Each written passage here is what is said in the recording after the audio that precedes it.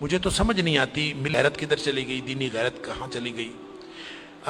ہم پتہ نہیں زندہ ہیں، ہمارا زندہ رہنا جرم ہے اگر ہم ان کی مدد نہیں کر سکتے۔ ایسی کوئی بے حس اور بے غیرت قوم بھی کبھی ہوئی ہوگی؟ ہم نے تاریخ میں بے غیرتی کی بڑی داستانیں سنی ہیں۔ اللہ تعالیٰ قرآن میں فرماتا ہے وَمَا لَكُمْ لَا تُقَاتِلُونَ فِي سَبِيلِ اللَّهِ، اب تمہیں کیا موت پڑ گئی ہے، اب کیوں نہیں لڑتے تم اللہ کے راستے میں؟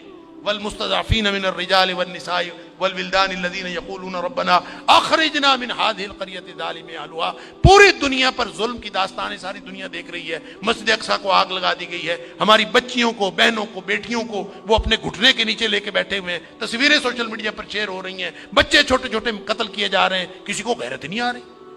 مجھے تو یوں لگتا ہے یہ ہماری نمازیں، ہمارے سجدے کیسے قبول ہوں گے؟ ہم جو مجرم ہیں جو آرام سے بیٹھے رہیں،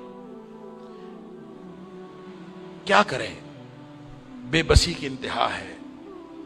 میرا دل یہ کر رہا تھا کہ میں پاکستان کے جو حکمران ہیں، اگر 58 اسلامی ملکوں کے حکمرانوں کو تو ہم کچھ نہیں کہہ سکتے، اپنے ملک کو حکمرانوں کو تو کچھ کہہ سکتے ہیں کہ حکمرانوں اور فوج کے سپہ سالاروں، اگر تم ان کی مدد کر سکتے ہو تو کرو، ذمہ داری تو تمہاری ہے۔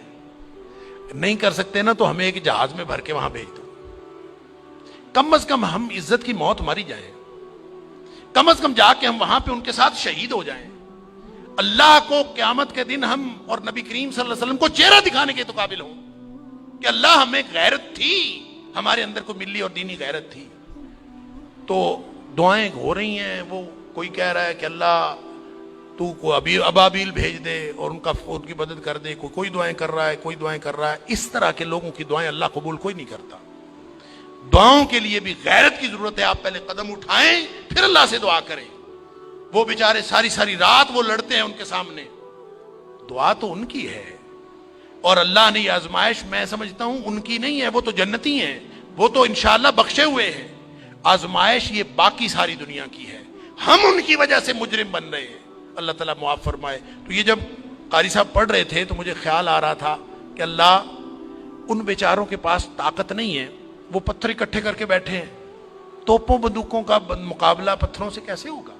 یا اللہ تو ابابیل بھیج دے، اور تو جس نے ابرہہ کو اور اس کے لشکر کو تباہ و برباد کر دیا تھا، اللہ اس دور جدید کے ابرہہ کو جو ہماری مسجد اقصی کو تباہ کرنے کے لیے آیا ہے اور پوری ملت اسلامیہ دہشت گرد پھر مسلمانوں کو کہا جا، بدبخت پوری دنیا میں بدترین دہشت گردی کرتے ہیں اور پھر بات کرتے ہیں مسلمانوں کی دہشت گردی کرتے ہیں۔ میں تو سمجھتا ہوں پورے 58 اسلامی ملکوں کو اعلان جنگ کر دینا چاہیے، لڑتے لڑتے مر جانا چاہیے، اس زندگی سے وہ موت بہتر ہے۔